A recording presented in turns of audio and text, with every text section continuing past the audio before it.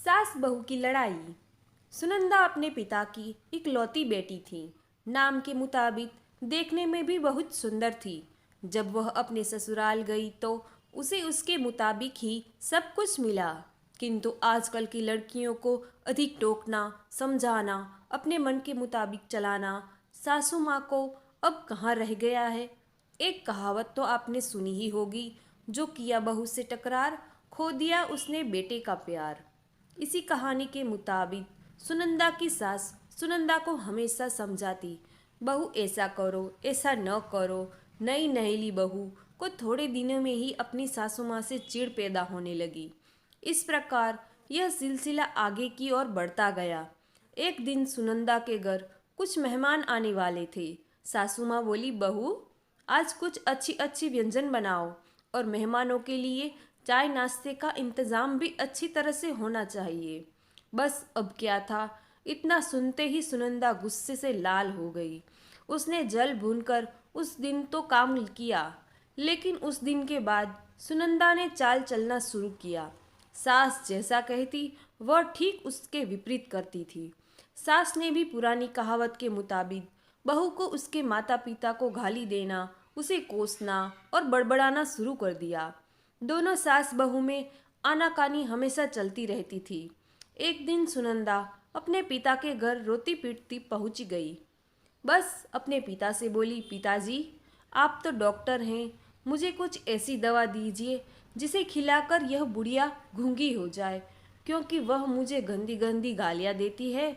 इस इस पर पिताजी कुछ सोचते हुए बोले, बेटी मेरे पास एक ऐसी दवा है, लेकिन यह कड़वा है, वो आसानी से नहीं खाएगी। इसलिए मैंने एक युक्ति सोची है। तुम हर रोज़ 1 महीने तक यह दवा अपनी सास को खाने में मिलाकर दिलाती रहना। ठीक है, 1 महीने में वह पूरी तरह गूंगी हो जाएगी। लेकिन हाँ, यह दवा थोड़ी कड़वी है, इसलिए तुम खाना इतना प्यार से खिलाना कि उसे पता ही ना चले। दवा लेकर सुनंदा खुशी खुशी अपने घर आई और पिता के कहे मुताबिक अपना काम शुरू कर दिया। अब सास को कुछ भी कहती उसे वह मानती और उलटकर जवाब भी नहीं देती, क्योंकि वह जानती थी कि बुढ़िया अब तो महीने भर में गूंगी होने वाली है।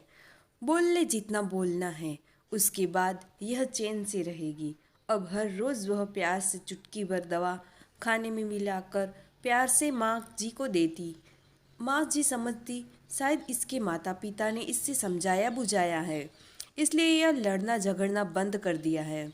अब माँ जी भी बहू की खूब प्रशंसा किया करती थी और बहू भी प्रशंसा सुनकर प्यार से बातें किया करती थी। अगर बहू से कुछ गलती भी हो जाती तो भी। इसी प्रकार महीना आते जाते दोनों सास बहू में इतना प्यार बढ़ गया कि बहू अपनी सास की आवाज़ को खोना नहीं चाहती थी। एक दिन फिर उसी प्रकार सुनंदा रोती पीटती अपने पिता के पास पहुंची। पिताजी बोले, अब क्या हुआ सुनंदा? सुनंदा बोली, पिताजी अब क्या होगा, मेरी सास बहुत अच्छी है, मैं उसकी आवाज़ खोना नहीं चाहती, वह मुझसे बहुत प्यार करती है। अब मुझे कोई ऐसी दवा दीजिए जो कि मेरी माँ जी को दिया हुआ दवाई का असर काट सके और वह गूंगी हो ना पाए। इस पर पिताजी हंसते हुए बोले, बेटी तुम रोना धोना बंद करो और खुशी से रहो। जो दवा मैंने तुम्हें दिया है वह कोई दवाई नहीं थी, वह रिश्तों में घुली कड़वाहट उतारने की तरकीब थी। अगर मैं ऐसा नहीं करता तो तुम शायद आज नहीं सुधरी होती। बेटी इसी प्रकार यदि तुम अपनी सास के साथ अच्छे से रहोगी तो वह भी तुम्हें अपनी बेटी के समान प्यार करेंगी। अब सुनंदा को सारी बातें समझ में आ गई थी। उसे अपनी गलती का एहसास भी हो गया था। वह वापस अपने ससुराल चली गई। इसके बाद दोनों सास बहू प्यार से रहने लगी। उनके बीच स्नेह और सब अपनापन का भाव आ गया और घर खुशियों से भर गया।